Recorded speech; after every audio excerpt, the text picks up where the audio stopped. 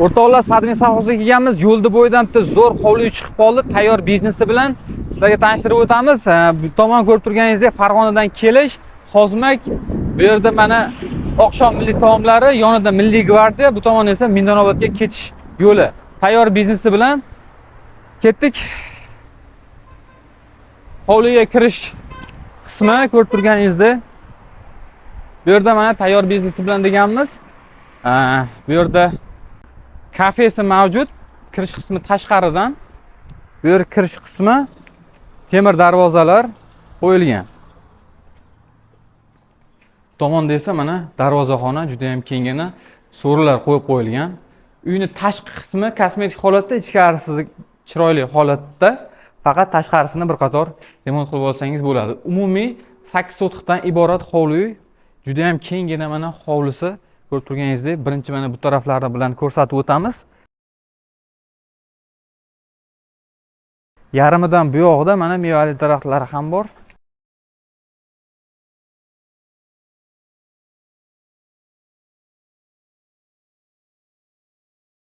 Tomonda mana o'sha eski joyi, bu yerni ham tiklab nimadir qilish mumkin.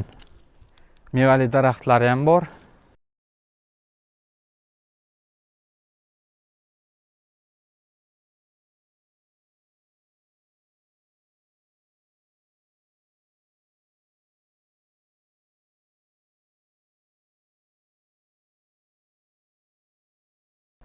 Mevali daraxtlari ham bor, ko'rib turganingizdek.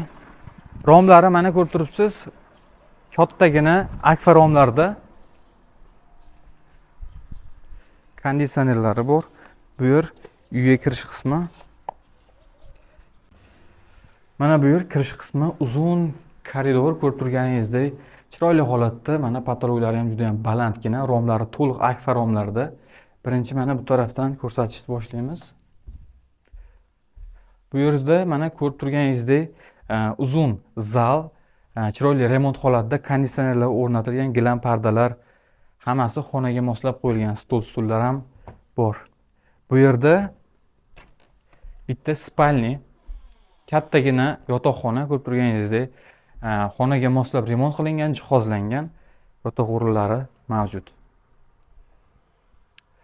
Bu yerda esa bitta eshik, ya'ni bu yer o'sha tayyor biznesi bilan dedik, kafesi mavjud. Kafega kirish bitta eshigi qo'yib ketilgan. Bu yerda mana o'tirish uchun joy. Bu kafeni ishlatib foydalansangiz bo'ladi. Bu tomon esa mana ichkari qismi, ya'ni kafeni zal qismi, ya'ni mana bu eshik, mana tashqaridan kirish eshigi. Mana stol-stullar, hamma narsa o'rnatilgan, konditsioner, televizor, uje kafeni uje atmosferasi. Bu tomonda esa yana bitta xonasi. Bu yerda esa sanuzel joylashgan, ko'rishingiz mumkin.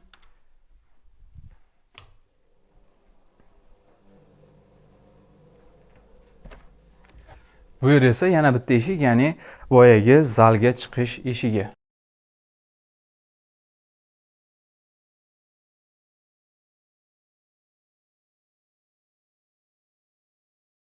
Hozir u yerda kafedan tashqari 3 ta xona bo'ldi. Bu yer esa mana 4-xonasi.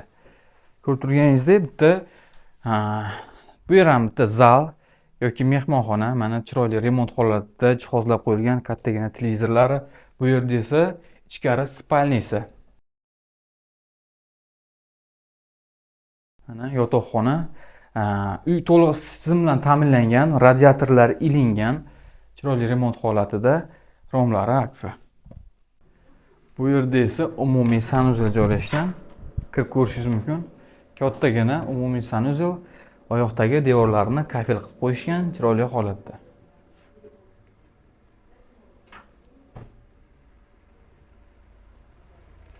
Bu yerda esa umumiy oshxona. Ko'rib turganingizdek, juda ham kattagina oshxona, televizorlar o'rnatilgan, chiroyli remont holatida, patologlari balandgina. Ko'rib turganingizdek, oshxona jihozlari to'liq o'rnatilgan. Taom pishirib, bemalol o'tirib ovqatlanish uchun joy yetarli. Oshxona bilan sanuzel to'liq istiqbol qilingan. Hurmatli kuzatuvchilarimiz, hovlini sizlarga to'liq tanishtirib o'tdik. Kafeni hisobga olganda 7 xona, kafening ikkita xonasini hisobga olganda 5 xonali 8 sotixdan iborat hovli uy. Ko'rib turganingizdek, juda ham chiroyli holatda, faqat hovlini bir qator qisqa remont qilish kerak, xolos. 180 ming dollarga baholanyapti. Albatta kami bor. Quyidagi raqamlarga qo'ng'iroq qilib egasi bilan batafsil savdolash imkoniyati mavjud. Shunaqa zo'r hovlilarni o'tkazib o'rmaslik uchun hoziroq bizga obuna bo'ling. Refar, siz izlayotgan uylar shu yerda.